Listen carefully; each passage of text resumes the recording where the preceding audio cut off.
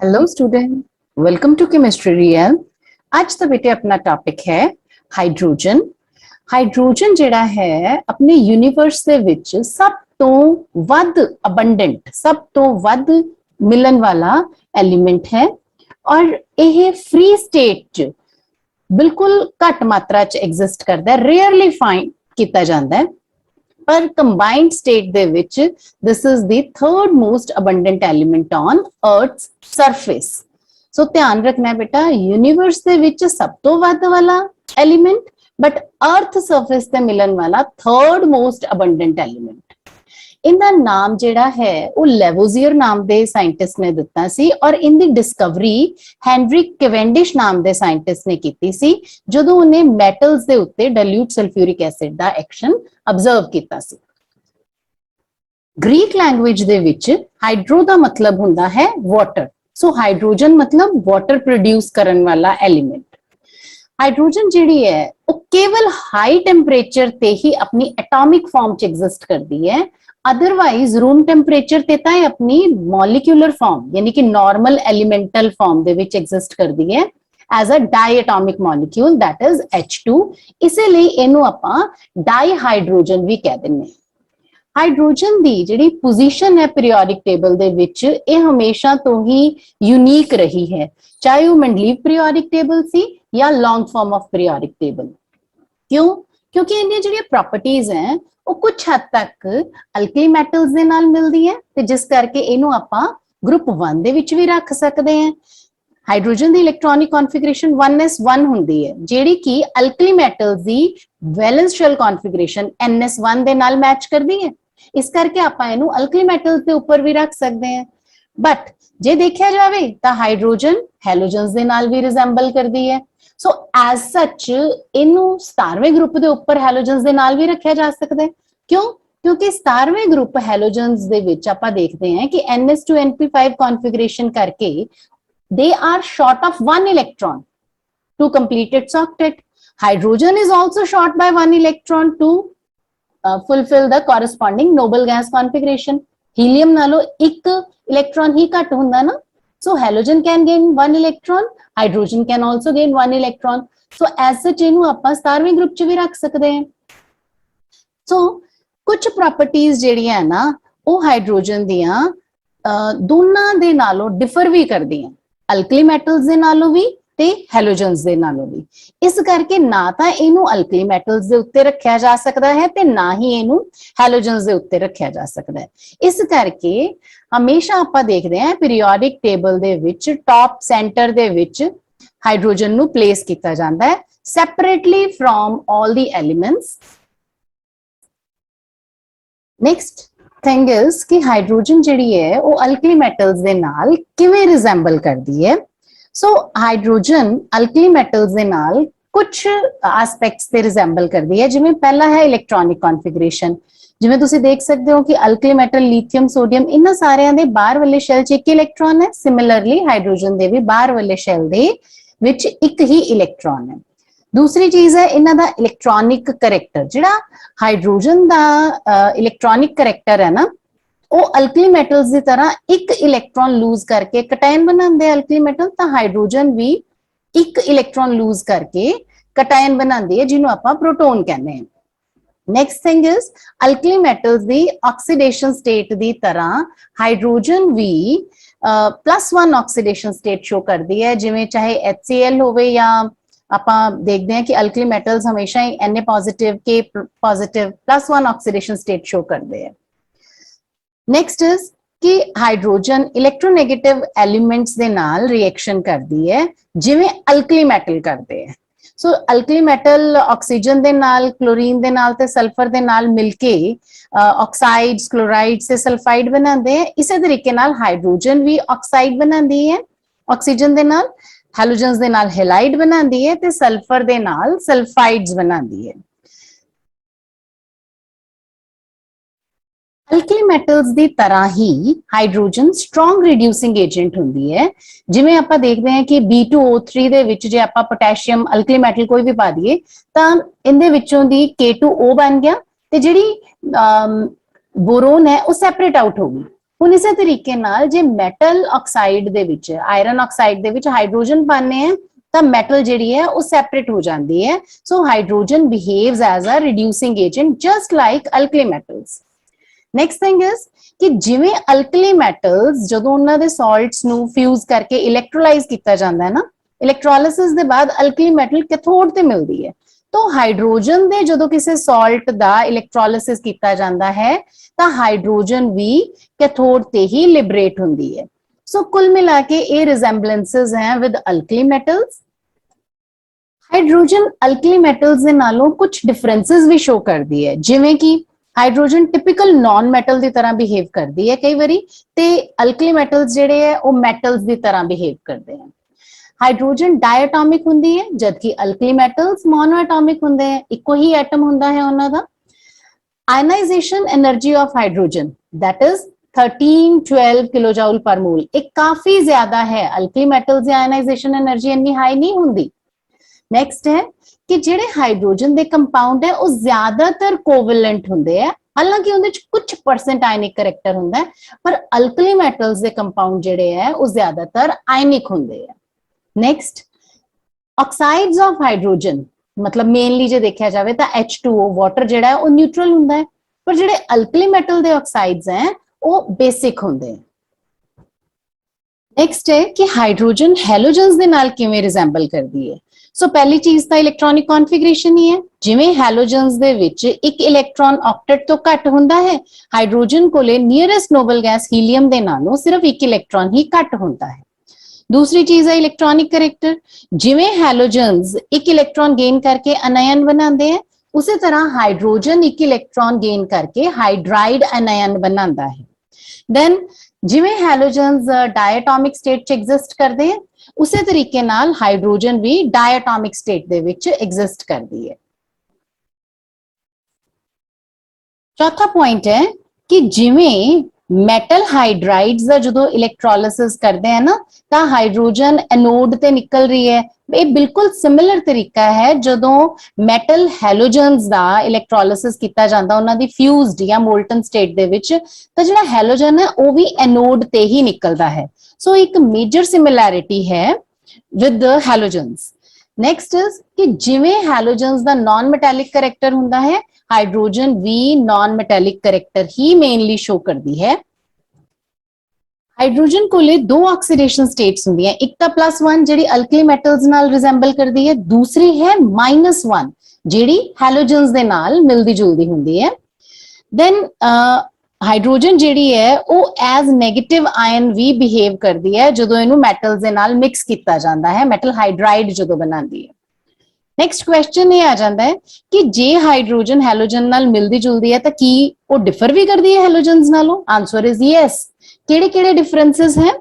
देखो पहली चीज है कि हैलोजन्स दी जिहड़ी टेंडेंसी है ना हैलाइड बनाने दी वो बहुत ज्यादा स्ट्रॉन्ग हुंदी है, पर हाइड्रोजन दी टेंडेंसी हाइड्राइड बनाने दी घट हुंदी है। बनांदी है but tendency to take up the electron to gain the electron is comparatively less.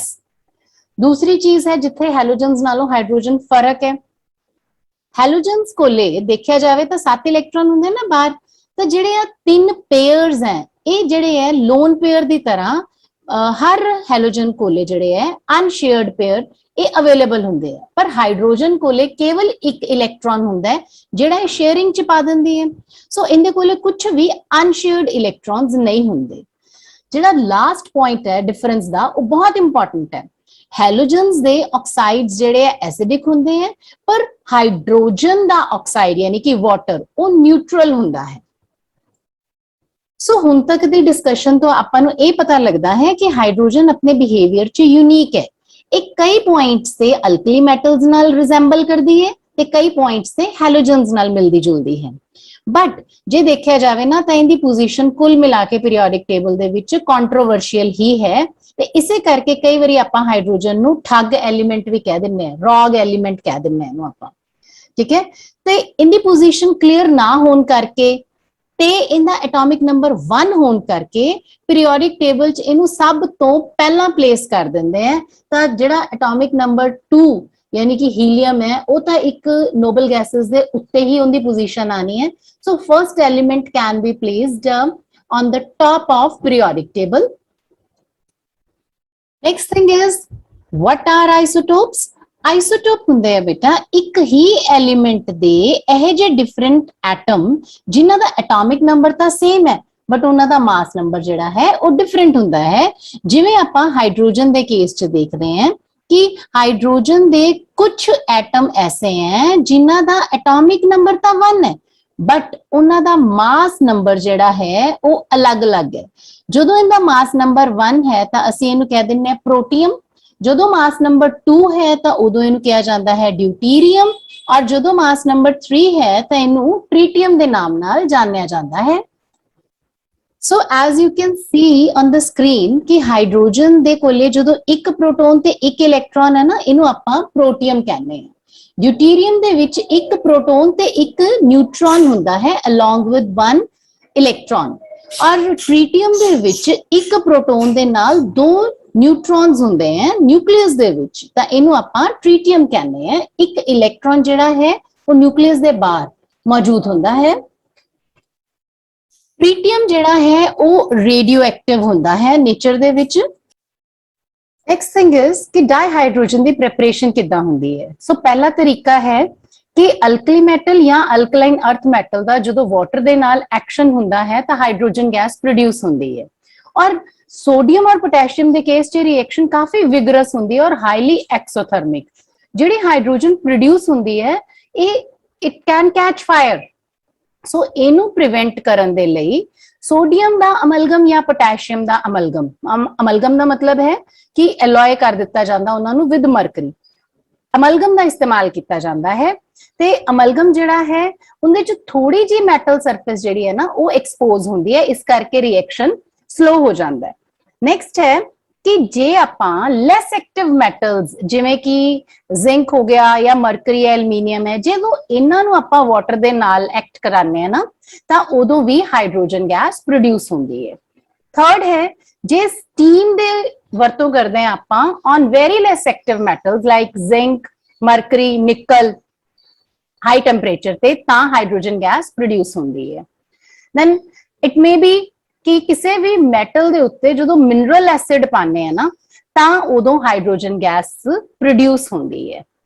Then जो वाटर नू किसी भी मैटल हाइड्राइड दे उत्ते एक्सपोज करते हैं H2O तां लिथियम हाइड्रोक्साइड यानी कि हाइड्रोक्साइड दे नाल नाल हाइड्रोजन गैस भी बाहर निकलती है. इस तो इलावा जो आपां मैटल्स दे नाल अल्कलीज यानी कि हाइड्रोक्साइड्स जिहड़े हैं उन्हां नू बॉइलिंग अल्कलीज दे नाल एक्ट कराने हैं तां भी हाइड्रोजन गैस जिहड़ी है वो प्रोड्यूस हुंदी है.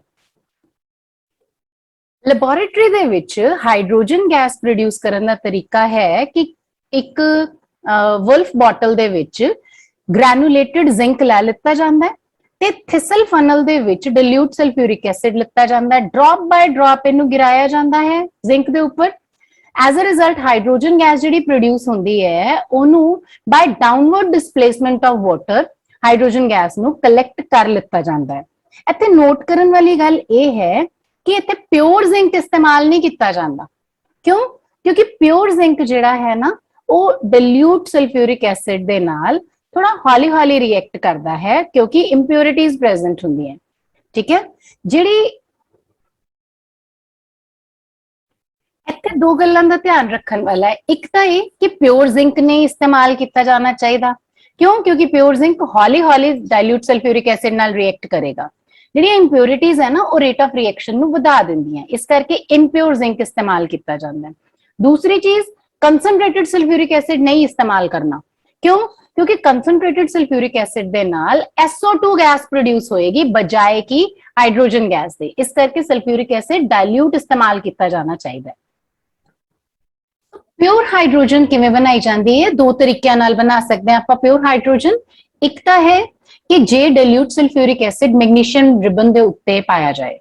दूसरा जो सोडियम हाइड्राइड दे उत्ते वाटर ड्रॉप गिराया जाता है ना, वाटर ड्रॉप बाय ड्रॉप, तो उदों भी प्योर हाइड्रोजन जिहड़ी है वो ऑब्टेन हुंदी है. नेक्स्ट है कि इंडस्ट्रीयल लैवल ते या कमर्शियल लैवल ते व्यापारक पद्धर ते हाइड्रोजन किवें बनाई जाती है. ਸੋ ਇਹਦੇ ਲਈ ਪਹਿਲਾ ਤਰੀਕਾ ਹੈ ਪਾਣੀ ਦਾ ਇਲੈਕਟ੍ਰੋਲਿਸਿਸ ਕਰ ਦੋ। ਪਾਣੀ ਜਿਹੜਾ ਨਾ ਯੂਜੂਅਲੀ ਉਹ ਗੁੱਡ ਕੰਡਕਟਰ ਨਹੀਂ ਹੁੰਦਾ, ਇਸ ਕਰਕੇ ਆਪਾਂ ਉਹਨੂੰ ਗੁੱਡ ਕੰਡਕਟਰ ਬਣਾਉਣ ਦੇ ਲਈ ਥੋੜੀ ਜੀ ਐਸਿਡ ਜਾਂ ਅਲਕਲੀ ਦੀ ਅਮਾਉਂਟ ਪਾ ਦਿੰਨੇ ਆ ਤੇ ਇਲੈਕਟ੍ਰੋਲਿਸਿਸ ਜਿਹੜਾ ਹੈ ਉਹ ਇੱਕ ਐਸੇ ਸੈੱਲ ਚ ਕੰਡਕਟ ਕਰਦੇ ਆ ਜਿੱਥੇ ਆਇਰਨ ਦੀ ਸ਼ੀਟ ਇੱਕ ਕੈਥੋਡ ਦਾ ਕੰਮ ਕਰਦੀ ਹੈ ਤੇ ਜਦਕਿ ਨਿਕਲ ਪਲੇਟਿੰਗ ਕੀਤੀ ਹੋਈ ਆਇਰਨ ਸ਼ੀਟ ਜਿਹੜੀ ਆ ਉਹ ਐਨੋਡ ਦਾ ਕੰਮ ਕਰਦੀ ਹੈ। ਔਰ ਇਹਨਾਂ ਦੋਨਾਂ ਇਲੈਕਟ੍ਰੋਡਸ ਦੇ ਵਿਚਕਾਰ ਸਿਲੰਡਰੀਕਲ ਆਇਰਨ ਗੌਜ ਡਾਇਫਰੈਮ ਹੁੰਦਾ ਹੈ ਜਿਹੜਾ ਕਿ ਹਾਈਡਰੋਜਨ ਔਰ ਆਕਸੀਜਨ ਦੀ ਮਿਕਸਿੰਗ ਨੂੰ ਪ੍ਰੀਵੈਂਟ ਕਰਦਾ ਹੈ। ਸੋ ਇਲੈਕਟ੍ਰੋਲਿਸਿਸ ਦੇ ਵਿੱਚ ਬੇਸਿਕਲੀ ਵਾਟਰ ਨੇ ਆਪਣੇ ਆਇਨਸ ਚ ਕਨਵਰਟ ਹੋ ਜਾਣਾ ਹੈ। ਕੈਥੋਡ ਦੇ ਉੱਤੇ H ਪੋਜ਼ਿਟਿਵ ਇਲੈਕਟ੍ਰੋਨ ਗੇਨ ਕਰਕੇ ਹਾਈਡਰੋਜਨ ਐਟਮ ਬਣਾਏਗਾ ਜਿਹੜੇ ਆਪਸ ਚ ਮਿਲ ਕੇ H2 ਬਣਾਉਣਗੇ। एनोड ਦੇ ਉੱਤੇ ਆਕਸੀਡੇਸ਼ਨ ਹੋਏਗੀ, loss of electron, hydroxyl ions ਜਿਹੜੇ ਹੈ they will lose electron और 4OH ਤੋਂ ਆਪਣੇ ਕੋਲੇ 2 water and oxygen molecule produce ਹੁੰਦੇ ਆ। Next commercial method of production of hydrogen is by coal gasification of a substance। देखो ਵਪਾਰਕ ਪੱਧਰ ਤੇ ਜਦੋਂ ਡਾਈਹਾਈਡਰੋਜਨ ਬਣਾਣੀ ਹੈ ਤਾਂ ਸਟੀਮ ਨੂੰ ਹਾਈਡਰੋਕਾਰਬਨਸ ਦੇ ਉੱਤੋਂ ਪਾਸ ਕੀਤਾ ਜਾਂਦਾ ਹੈ। ਹੁਣ ਹਾਈਡਰੋਕਾਰਬਨਸ ਆਪਾਂ ਨੂੰ ਕੁਦਰਤ ਦੇ ਵਿੱਚ ਕੋਕ ਦੀ ਸ਼ਕਲ ਦੇ ਵਿੱਚ ਅਵੇਲੇਬਲ ਹੁੰਦੇ ਆ ਜ਼ਿਆਦਾਤਰ ਤੇ ਮੈਟਲ ਜਿਹੜੇ ਆ ਉਹ ਐਜ਼ ਕੈਟਲਿਸਟ ਇੱਥੇ ਵਰਤੀ ਜਾਂਦੀ ਹੈ। ਹੁਣ ਜਿਵੇਂ ਇਹ ਅਲਕੇਨ ਦਾ ਜਨਰਲ ਫਾਰਮੂਲਾ ਲਿਖਿਆ ਹੋਇਆ ਹੈ ਤੇ ਜਦੋਂ ਵਾਟਰ ਗੈਸੀਅਸ ਫਾਰਮ ਯਾਨੀ ਕਿ ਸਟੀਮ ਦੇ ਵਿੱਚ ਜਦੋਂ ਇਹ ਫਾਰਮ ਦੇ ਵਿੱਚ ਇਹਨੂੰ ਅਲਕੇਨਸ ਦੇ ਨਾਲ ਰਿਐਕਟ ਕਰਾਇਆ ਜਾਂਦਾ ਹੈ ਤੇ ਕਾਰਬਨ ਮੋਨੋਆਕਸਾਈਡ ਔਰ ਹਾਈਡਰੋਜਨ ਗੈਸ ਦਾ ਮਿਕਸਚਰ ਬਣਦਾ ਹੈ ਜਿਹਨੂੰ ਆਪਾਂ ਕਹਿੰਦੇ ਆ ਵਾਟਰ ਗੈਸ। ਪਹਿਲਾਂ ਕਿਹਾ ਜਾਂਦਾ ਸੀ ਇਹਨੂੰ ਵਾਟਰ ਗੈਸ, ਅੱਜ ਕੱਲ ਸਿੰਥੈਟਿਕ ਗੈਸ ਤੋਂ ਜਾਂ ਸਿੰਥੇਸਿਸ ਗੈਸ ਤੋਂ ਇਹਨੂੰ ਸਿਨ ਗੈਸ ਵੀ ਕਹਿ ਦਿੱਤਾ ਜਾਂਦਾ ਹੈ। ਤੇ ਜਿਹੜੀ ਇਹ ਸਿਨ ਗੈਸ ਹੈ ਜਦੋਂ ਇਹ ਕੋਕ ਤੋਂ ਪ੍ਰੋਡਿਊਸ ਕਰਦੇ ਆ ਤਾਂ ਉਸ ਪ੍ਰੋਸੈਸ ਨੂੰ ਕਿਹਾ ਜਾਂਦਾ ਹੈ Bosch process. So syngas is combination of carbon monoxide and hydrogen. ਇਸ ਤੋਂ ਇਲਾਵਾ ਜੇ ਹਾਈਡਰੋਕਾਰਬਨ ਔਰ ਕੋਕ ਤੋਂ ਇਲਾਵਾ ਸਿਨ ਗੈਸ ਬਣਾਣੀ ਹੋਵੇ ਤਾਂ ਕੁਝ ਦੂਸਰੇ ਮਟੀਰੀਅਲ ਜਿਨ੍ਹਾਂ ਚ ਕਾਰਬਨ ਤੇ ਹਾਈਡਰੋਜਨ ਅਵੇਲੇਬਲ ਹੁੰਦਾ ਹੈ ਜਿਵੇਂ ਵੁੱਡ ਦਾ ਸਕ੍ਰੈਪ ਹੋ ਗਿਆ, ਸੌਡਸਟ ਹੋ ਗਈ, ਨਿਊਜ਼ਪੇਪਰ, ਸੀਵੇਜ, ਮਤਲਬ ਕਿਸੇ ਤਰ੍ਹਾਂ ਦੇ ਵੀ ਆਰਗੈਨਿਕ ਵੇਸਟ ਤੋਂ ਸਿਨ ਗੈਸ ਜਿਹੜੀ ਹੈ ਬਣਾਈ ਜਾ ਸਕਦੀ ਹੈ। Process of preparing cin gas from Coke, ਕੋਲ ਜਾਂ ਇਸ ਤਰ੍ਹਾਂ ਦੇ ਹੋਰ ਮਟੀਰੀਅਲਸ ਤੋਂ ਉਹਨੂੰ ਕਿਹਾ ਜਾਂਦਾ ਹੈ ਕੋਲ ਗੈਸੀਫਿਕੇਸ਼ਨ। ਜਿਹੜੀ ਕਾਰਬਨ ਮੋਨੋਆਕਸਾਈਡ ਸਿਨ ਗੈਸ ਦੇ ਵਿੱਚ ਹੁੰਦੀ ਹੈ ਨਾ ਇਹ ਸਟੀਮ ਦੇ ਨਾਲ ਰਿਐਕਟ ਕਰਦੀ ਹੈ ਇਨ ਪ੍ਰੈਜ਼ੈਂਸ ਆਫ ਆਇਰਨ ਕ੍ਰੋਮੇਟ ਕੈਟਲਿਸਟ। ਇਹਦੇ ਤੋਂ ਆਪਾਂ ਹੋਰ ਵੀ ਜ਼ਿਆਦਾ ਹਾਈਡਰੋਜਨ ਜਿਹੜੀ ਹੈ ਉਹ ਐਕਸਟ੍ਰੈਕਟ ਕਰ ਸਕਦੇ ਹਾਂ, ਕੱਢ ਸਕਦੇ ਹਾਂ। ਆਇਰਨ ਕ੍ਰੋਮੇਟ ਤੋਂ ਬਿਨਾ ਇਹਦੀ ਜਗ੍ਹਾ ਤੇ ਆਪਾਂ mixture of iron oxide and chromate ਵੀ ਇਸਤੇਮਾਲ ਕਰ ਸਕਦੇ हैं और इस रिएक्शन ਨੂੰ ਕਿਹਾ ਜਾਂਦਾ ਹੈ water gas shift reaction. Commercial preparation of hydrogen ਦੇ ਵਿੱਚ ਤੀਸਰਾ ਮੈਥਡ ਹੈ ਲੇਨਜ਼ ਪ੍ਰੋਸੈਸ।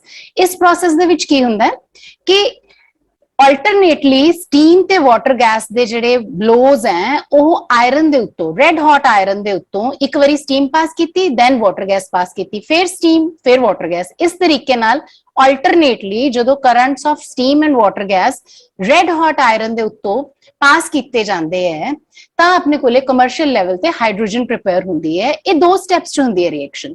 ਪਹਿਲੇ ਸਟੈਪ ਦੇ ਵਿੱਚ ਤਾਂ ਆਇਰਨ ਦੀ ਆਕਸੀਡੇਸ਼ਨ ਹੋਈ ਤੇ ਹਾਈਡਰੋਜਨ ਗੈਸ ਪ੍ਰੋਡਿਊਸ ਹੋਈ।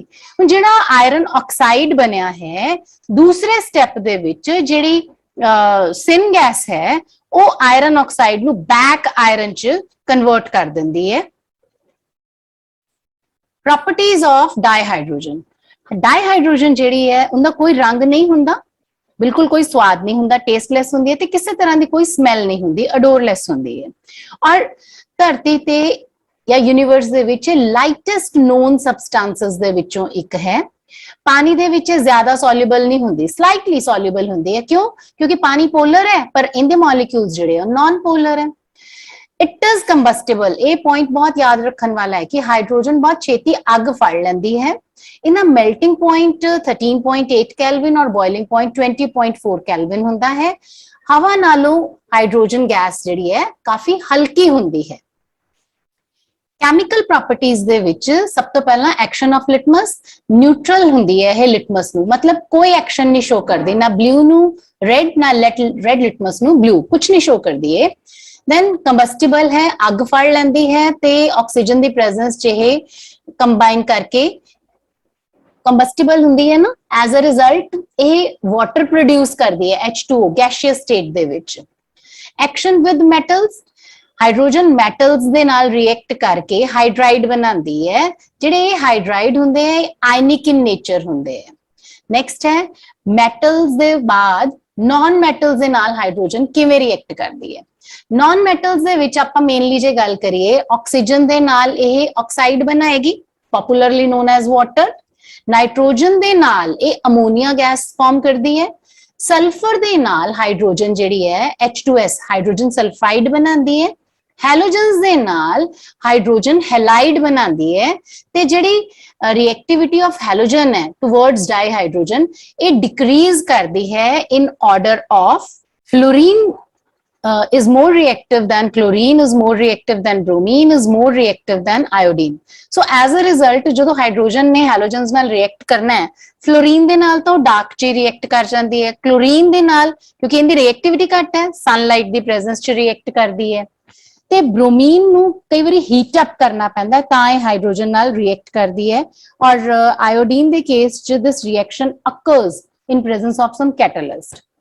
ਨੈਕਸਟ ਹੈ ਕਿ ਕੁਝ ਕੰਪਾਊਂਡਸ ਦੇ ਨਾਲ ਹਾਈਡਰੋਜਨ ਰਿਐਕਟ ਕਰਦੀ ਹੈ, ਜਿਵੇਂ ਕਾਰਬਨ ਮੋਨੋਆਕਸਾਈਡ ਔਰ ਹਾਈਡਰੋਜਨ ਜਦੋਂ ਇਹ ਰਿਐਕਟ ਕਰਦੇ ਹੈ ਅੰਡਰ ਰਿਐਕਸ਼ਨ ਕੰਡੀਸ਼ਨ ਕਿ 700 ਕੈਲਵਿਨ ਤੱਕ ਟੈਂਪਰੇਚਰ ਔਰ 200 ਐਟਮॉस्फेयर ਪ੍ਰੈਸ਼ਰ ਹੈ, ਜ਼ਿੰਕ ਆਕਸਾਈਡ ਜਾਂ ਕ੍ਰੋਮੀਅਮ ਆਕਸਾਈਡ ਕੈਟਾਲਿਸਟ ਦੀ ਮੌਜੂਦਗੀ ਚ ਮੀਥੇਨੋਲ ਬਣਦਾ ਹੈ। ਜੇ ਕਿਸੇ ਮੈਟਲ ਆਕਸਾਈਡ ਦੇ ਨਾਲ ਹਾਈਡਰੋਜਨ ਰਿਐਕਟ ਕਰੇਗੀ ਨਾ ਤਾਂ ਉਹਦੇ ਵਿੱਚੋਂ ਮੈਟਲ ਨੂੰ ਇਹ ਬਾਹਰ ਕੱਢ ਦੇਗੀ ਤੇ ਵਾਟਰ ਫਾਰਮ ਹੁੰਦਾ ਹੈ। ਜਿਹੜੇ ਅਨਸੈਚੂਰੇਟਡ ਹਾਈਡਰੋਕਾਰਬਨਸ ਹੁੰਦੇ ਹੈ ਹਾਈਡਰੋਜਨ ਉਹਨਾਂ ਦੇ ਨਾਲ ਕੰਬਾਈਨ ਕਰਕੇ ਐਡੀਸ਼ਨ ਰਿਐਕਸ਼ਨ ਸ਼ੋ ਕਰਦੀ ਹੈ। ਸੋ ਐਜ਼ ਅ ਰਿਜ਼ਲਟ ਜਿਹੜਾ ਡਬਲ ਬੌਂਡ ਹੈ that is converted into single bond in the presence of catalyst platinum, palladium ਜਾਂ ਨਿਕਲ। ਇਹਨਾਂ ਤਿੰਨਾਂ ਚੋਂ ਕੋਈ ਵੀ ਹੋ ਸਕਦਾ ਹੈ। ਇਸ ਰਿਐਕਸ਼ਨ ਨੂੰ ਹਾਈਡਰੋਜੀਨੇਸ਼ਨ ਵੀ ਕਿਹਾ ਜਾਂਦਾ ਹੈ। ਨੈਕਸਟ ਹੈ ਇਸੇ ਤੇ ਆਧਾਰਿਤ ਹਾਈਡਰੋਜੀਨੇਸ਼ਨ ਆਫ ਆਇਲਸ। ਦੇਖੋ ਜਿਹੜੇ ਵੈਜੀਟੇਬਲ ਆਇਲਸ ਹੈ ਜਦੋਂ ਉਹਨਾਂ ਦੀ ਹਾਈਡਰੋਜਨ ਨਾਲ ਰਿਐਕਸ਼ਨ ਕਰਾਈ ਜਾਂਦੀ ਹੈ ਤਾਂ ਡਬਲ ਬੌਂਡਸ ਜਿਹੜੇ ਹੈ they are converted into single bonds. So oil is converted into ਘੀ। ਐਕਚੁਅਲੀ ਇਹ ਕਿੰਨਾ ਕੇਸਿਸ ਦੇ ਵਿੱਚ ਕੀਤਾ ਜਾਂਦਾ ਹੈ ਕਿ ਜਿਹੜੇ ਆਇਲਸ ਹੈ ਨਾ ਉਹ ਡਬਲ ਬੌਂਡ ਦੀ ਪ੍ਰੈਜ਼ੈਂਸ ਕਰਕੇ ਦੇ ਆਰ ਪ੍ਰੋਨ ਟੂ ਰੈਂਸਿਡਿਟੀ, ਮਤਲਬ ਇਹਦੀ ਈਜ਼ੀਲੀ ਬ੍ਰੇਕ ਡਾਊਨ ਹੋ ਜਾਂਦੀ ਹੈ ਤੇ ਇਹਦੇ ਚੋਂ ਇੱਕ ਅਜੀਬ ਜੀ ਸਮੈਲ ਆਉਣ ਲੱਗ ਜਾਂਦੀ ਹੈ। ਟੂ ਪ੍ਰੀਵੈਂਟ दैट ਇਹਨੂੰ ਹਾਈਡਰੋਜੀਨੇਟ ਕਰਕੇ ਡਬਲ ਬੌਂਡ ਤੋਂ ਸਿੰਗਲ ਬੌਂਡ ਚ ਕਨਵਰਟ ਕਰ ਲੈਂਦੇ ਆ। ਔਰ ਵਨਸਪਤੀ ਘੀ ਦੀ ਸ਼ੈਲਫ ਲਾਈਫ ਜਿਹੜੀ ਹੈ ਕੰਪੈਰੀਟਿਵਲੀ ਜ਼ਿਆਦਾ ਹੁੰਦੀ ਹੈ, ਉਹਦੀ ਰੈਂਸਿਡਿਟੀ ਈਜ਼ੀਲੀ ਨਹੀਂ ਹੁੰਦੀ। ਸੋ ਹਾਈਡਰੋਜਨ ਦੀਆਂ ਇੰਨੀਆਂ ਯੂਨੀਕ ਪ੍ਰੋਪਰਟੀਜ਼ ਹੋਣ ਕਰਕੇ ਹਾਈਡਰੋਜਨ ਦੇ ਇਸਤੇਮਾਲ ਜਿਹੜੇ ਹੈ ਕਾਫੀ ਵੱਖ-ਵੱਖ ਥਾਵਾਂ ਤੇ ਕੀਤੇ ਜਾਂਦੇ ਹੈ, ਜਿਵੇਂ ਕੰਪਾਊਂਡਸ ਅਮੋਨੀਆ, ਵਾਟਰ ਗੈਸ ਵਗੈਰਾ ਇਹਨਾਂ ਦੇ ਵਿੱਚ ਇਹਨਾਂ ਦੇ ਸਿੰਥੇਸਿਸ ਦੇ ਵਿੱਚ ਹੁੰਦਾ ਹੈ। ਦੂਸਰਾ ਆਇਲਸ ਦੀ ਹਾਈਡਰੋਜੀਨੇਸ਼ਨ ਤਾਂ ਕਿ ਵਨਸਪਤੀ ਘੀ ਬਣਾਇਆ ਜਾ ਸਕੇ। ਦੈਨ ਮੈਟਲਰਜੀ ਦੇ ਵਿੱਚ ਰਿਡਿਊਸਿੰਗ ਏਜੰਟ ਦੇ ਤੌਰ ਤੇ। ਰਾਕਟ ਫਿਊਲ ਦੇ ਵਿੱਚ ਲਿਕੁਇਡ ਹਾਈਡਰੋਜਨ ਜਿਹੜੀ ਹੈ ਨਾ ਉਹ ਇੱਕ ਇੰਪੋਰਟੈਂਟ ਪਾਰਟ ਹੁੰਦਾ ਹੈ। 에ਅਰਸ਼ਿਪਸ ਜਾਂ ਬੈਲੂਨਸ ਦੇ ਵਿੱਚ ਵੀ ਹਾਈਡਰੋਜਨ ਔਰ ਹੀਲੀਅਮ ਦਾ ਮਿਕਸਚਰ ਇਸਤੇਮਾਲ ਕੀਤਾ ਜਾਂਦਾ ਹੈ ਕਿਉਂਕਿ ਹਾਈਡਰੋਜਨ ਬਹੁਤ ਲਾਈਟ ਗੈਸ ਹੈ। ਹਾਈਡਰੋਜਨ ਦੇ ਮੇਨ ਕੰਪਾਊਂਡਸ ਹੈ ਹਾਈਡਰਾਈਡਸ, ਜਿਨ੍ਹਾਂ ਨੂੰ ਆਪਾਂ ਤਿੰਨ ਡਿਫਰੈਂਟ ਟਾਈਪ ਦੀਆਂ ਕੈਟਾਗਰੀਜ਼ ਦੇ ਵਿੱਚ ਡਿਵਾਈਡ ਕਰ ਸਕਦੇ ਹਾਂ। ਪਹਿਲੇ ਹੈ ਆਇਨਿਕ ਹਾਈਡਰਾਈਡ, ਜਿਨ੍ਹਾਂ ਨੂੰ ਆਪਾਂ ਸੈਲਾਈਨ ਜਾਂ ਸਾਲਟ ਲਾਈਕ ਹਾਈਡਰਾਈਡ ਕਹਿ ਦਿੰਦੇ ਹਾਂ। ਦੂਸਰੇ ਕੋਵੈਲੈਂਟ, ਜਿਨ੍ਹਾਂ ਨੂੰ ਆਪਾਂ ਮੋਲੀਕੂਲਰ ਹਾਈਡਰਾਈਡਸ ਵੀ ਕਹਿ ਦਿੰਦੇ ਹਾਂ। ਤੀਸਰੇ ਹੈ ਮੈਟੈਲਿਕ, ਜਿਨ੍ਹਾਂ ਨੂੰ ਆਪਾਂ ਨਾਨ ਸਟਾਈਕਿਓਮੈਟ੍ਰਿਕ ਜਾਂ ਇੰਟਰਸਟੀਸ਼ੀਅਲ ਹਾਈਡਰਾਈਡਸ ਵੀ ਕਹਿ ਦਿੰਦੇ ਹਾਂ। ਸੋ ਆਇਨਿਕ ਹਾਈਡਰਾਈਡਸ ਤੋਂ ਸ਼ੁਰੂ ਕਰਦੇ ਹਾਂ। ਆਇਨਿਕ ਹਾਈਡਰਾਈਡ ਹੁੰਦੇ ਹੈ ਜਿਹੜੇ ਇਲੈਕਟ੍ਰੋਪੋਜ਼ਿਟਿਵ ਐਲੀਮੈਂਟ ਆਫ ਗਰੁੱਪ 1 ਐਂਡ 2 ਯਾਨੀ ਕਿ ਅਲਕਲੀ ਮੈਟਲ ਔਰ ਅਲਕਲਾਈਨ ਅਰਥ ਮੈਟਲ ਦੇ ਜਿਹੜੇ ਐਲੀਮੈਂਟਸ ਹੈ ਉਹਨਾਂ ਦੀ ਔਰ ਹਾਈਡਰੋਜਨ ਦੀ ਰਿਐਕਸ਼ਨ ਦੇ ਨਾਲ ਬਣਦੇ ਹੈ। ਇਹਨਾਂ ਨੂੰ ਸਟਾਈਕਿਓਮੈਟ੍ਰਿਕ ਕੰਪਾਊਂਡਸ ਵੀ ਕਿਹਾ ਜਾਂਦਾ ਹੈ। For example lithium hydride, beryllium hydride, magnesium hydride, rubidium hydride etcetera. ਇਹਨਾਂ ਹਾਈਡਰਾइड्स ਦੀਆਂ ਪ੍ਰੋਪਰਟੀਜ਼ ਕੀ ਹੈ ਕਿ ਇਹ ਹਾਈਡਰਾइड्स ਜਿਹੜੇ ਹੈ ਨਾ ਹਲਕੇ ਐਲੀਮੈਂਟਸ ਜਿਵੇਂ ਲਿਥੀਅਮ, ਬੈਰੀਲੀਅਮ, ਮੈਗਨੀਸ਼ੀਅਮ ਵਰਗੇ ਹੁੰਦੇ ਹੈ। ਇਸ ਕਰਕੇ ਇਹਨਾਂ ਦੇ ਵਿੱਚ ਜਿਹੜਾ ਕੋਵੈਲੈਂਟ ਕਰੈਕਟਰ ਹੈ, ਕਿਉਂਕਿ ਜਿੰਨਾ ਸਾਈਜ਼ ਸਮਾਲ ਹੋਏਗਾ ਕਟਾਇਨ ਦਾ ਕੋਵੈਲੈਂਟ ਕਰੈਕਟਰ ਆਇਨਿਕ ਬੌਂਡ ਦਾ ਉਨਾ ਹੀ ਜ਼ਿਆਦਾ ਸਟਰੋਂਗ ਹੋ ਜਾਏਗਾ। ਸੋ ਇਹ ਜਿਹੜੇ ਛੋਟੇ ਸਾਈਜ਼ ਵਾਲੇ ਅਲਕਲੀ ਮੈਟਲਸ ਦੇ ਹਾਈਡਰਾइड ਹੈ ਦੇ ਹੈਵ ਸਿਗਨੀਫੀਕੈਂਟ ਕੋਵੈਲੈਂਟ ਕਰੈਕਟਰ। ਦੂਸਰਾ कि ਜਿਹੜੇ ਆਇਨਿਕ ਹਾਈਡਰਾਈਡ ਹੈ ਉਹ ਕ੍ਰਿਸਟਲਾਈਨ ਨੇਚਰ ਹੁੰਦੀ ਹੈ ਇਹਨਾਂ ਦੀ, ਨॉन ਵੋਲੇਟਾਈਲ मतलब वेपर नहीं बनते, और ਇਹ नॉन कंडक्टिंग ਹੁੰਦੇ ਹੈ ओनली इन सॉलिड स्टेट। ਜਦੋਂ ਇਹਨਾਂ ਨੂੰ ਪਿਘਲਾ ਦਿੱਤਾ ਜਾਵੇ ਜਾਂ ਪਾਣੀ ਦੇ ਵਿੱਚ ਘੋਲ ਦਿੱਤਾ ਜਾਵੇ ਤਾਂ ਇਹ ਕੰਡਕਟਿੰਗ ਬਣ ਜਾਂਦੇ ਹੈ। थर्ड पॉइंट यही है कि they conduct electricity in molten state and they liberate hydrogen at anode. ਜਿਹੜੀ ਇਹਨਾਂ ਦੀ ਥਰਮਲ ਸਟੇਬਿਲਿਟੀ ਹੈ ਨਾ, ਜਿਵੇਂ ਡਾਊਨ ਦ ਗਰੁੱਪ ਸਾਈਜ਼ ਵੱਡਾ ਹੋਈ ਜਾਏਗਾ ਤਾਂ ਇਹਨਾਂ ਦੀ ਥਰਮਲ ਸਟੇਬਿਲਿਟੀ ਉਵੇਂ ਘਟੀ ਜਾਏਗੀ। ਅਲਕਲੀ ਮੈਟਲਸ ਦੇ ਵਿੱਚ ਸੀਜ਼ੀਅਮ ਹਾਈਡਰਾਈਡ ਸਭ ਤੋਂ ਘੱਟ ਥਰਮਲੀ ਸਟੇਬਲ ਹੋਏਗਾ, ਔਰ ਇਸੇ ਤਰ੍ਹਾਂ ਅਲਕਲਾਈਨ ਅਰਥ ਮੈਟਲਸ ਦੇ ਵਿੱਚ ਬੇਰੀਅਮ ਹਾਈਡਰਾਈਡ ਦੀ ਸਟੇਬਿਲਿਟੀ ਜਿਹੜੀ ਹੈ ਉਹ ਘੱਟ ਹੁੰਦੀ ਹੈ। नेक्स्ट है कोवलेंट या मॉलिक्यूलर हाइड्राइड्स। ये बाइनरी कंपाउंड होंगे हैं हाइड्रोजन के नॉन मैटल्स दे नाल, जिहड़े नॉन मैटल्स पी ब्लॉक नूं आपां कह दिंदे हां उत्थे एग्जिस्ट करते हैं। सो एग्जांपल्स हैं इन्हां दियां, अमोनिया, अमोनिया दे विच बेटा NH3, then methane, water, HF, ये सारे जिहड़े है ज्यादातर वॉलेटाइल कंपाउंड होंगे हैं, मतलब इन्हां दे वेपर्स बनते हैं ते इन्हां दे बॉइलिंग पॉइंट्स लो होंगे हैं। कोवलेंट हाइड्राइड्स तीन तरह के हो सकते हैं, एक तो वो जिन्हां दे विच इलेक्ट्रॉन डेफिशिएंसी है, दूसरे वो जिहड़े इलेक्ट्रॉन रिच हैं, तीसरे जिहड़े इंटरस्टिशियल हाइड्राइड्स हैं। हुण इलेक्ट्रॉन डेफिशिएंट या molecular electron deficient molecular hydride किहड़े हुंदे हैं, जिवें BH3, जिन्हां दे विच सेंट्रल एटम दा ऑक्टेट ही पूरा नहीं हुंदा। BH3 दे विच जे तुसीं देखो बोरोन ट्राईहाइड्राइड तां इत्थे बोरोन कोले कुल मिला के 2 4 6 इलेक्ट्रॉन होंगे हैं, 8 पूरे नहीं होंगे। और दूजे पासे जे तुसी देखो अमोनिया, तो इनदे विच यू कैन सी कि कुल मिला के 8 इलेक्ट्रॉन्स हैं, 2 4 6 और ये 2 8, and this is lone pair which can be used for donation. So these are electron rich hydrides, whereas in cases they which electrons दी डेफिशिएंसी होंदी है। तीसरे हैं इंटरस्टिशियल हाइड्राइड्स, जिहड़े ट्रांजिशन मेटल्स है ना, जिन ग्रुप नंबर 3 4 5 ये metallic hydride बनाते हैं, और 6वें ग्रुप दे क्रोमियम एटम दी जिहड़ी है हाइड्राइड बनाने दी टेंडेंसी हुंदी है। पर 7वां 8वां 9वां ग्रुप दियां जिहड़ियां मेटल्स हैं इन्हां दी टेंडेंसी बिल्कुल नहीं हुंदी हाइड्राइड बनाने दी, ते इस करके आपां पीरियोडिक टेबल दे 7वें 8वें 9वें ग्रुप नूं हाइड्राइड गैप दे विच मानदे हैं। ये हाइड्राइड्स की खासियत की होंदी है कि नॉन स्टोइकियोमेट्रिक होंदी है। नॉन स्टोइकियोमेट्री का मतलब ये है कि जिथे ratio of metal and hydrogen वो इक्वल ना होवे, जिवें आपां आम तौर ते कहते हैं ना कि CH4 इत्थे एक कार्बन दे नाल 4 कंप्लीट हाइड्रोजन, रेशो इज 1:4। हुण एग्जांपल देखो जिरकोनियम हाइड्राइड, इत्थे 1.9 हाइड्रोजन का जिहड़ा प्रोपोर्शन है 1.9 for every one zirconium atom. So इन्हां नूं आपां non stoichiometric metallic hydrides भी कह दिंदे हैं। हाइड्रोजन दा मेन कंपाउंड जिन्हों आपां स्टडी करना है that is water. Human body दे विच तकरीबन 65% जिहड़ा है पानी हुंदा है, और कई प्लांट्स दा नियरली 95% वाटर हुंदे हैं। वाटर दे बारे कुछ फैक्ट्स हैं कि जिवें वाटर दा फ्रीजिंग पॉइंट 273 केल्विन हुंदा है ते बॉइलिंग पॉइंट 373 केल्विन हुंदा है। वाटर दी डेंसिटी 4 डिग्री सेंटीग्रेड ते मैक्सिमम हुंदी है।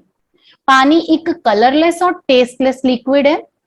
हाइड्रोजन बॉन्डिंग होने करके जिहड़े वाटर मॉलिक्यूल्स हैं वो आपस च तां जुड़े ही हुंदे हैं। कई कोवलेंट कंपाउंड्स जिवें अल्कोहल और कार्बोहाइड्रेट्स नूं भी वाटर जिहड़ा है डिसॉल्व कर सकता है। इस करके वाटर नूं आपां यूनिवर्सल सॉल्वेंट दा दर्जा भी दिंदे।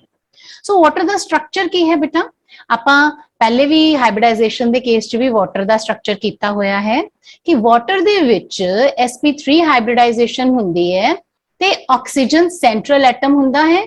इनदे अराउंड 2 लोन पेयर हुंदे हैं ते हाइड्रोजन्स दे नाल कंबाइन करके ये 2 बॉन्ड पेयर बनाता है। और इन दे बेंट स्ट्रक्चर दे विच जिहड़ा बॉन्ड एंगल है दैट इज 104 डिग्री एंड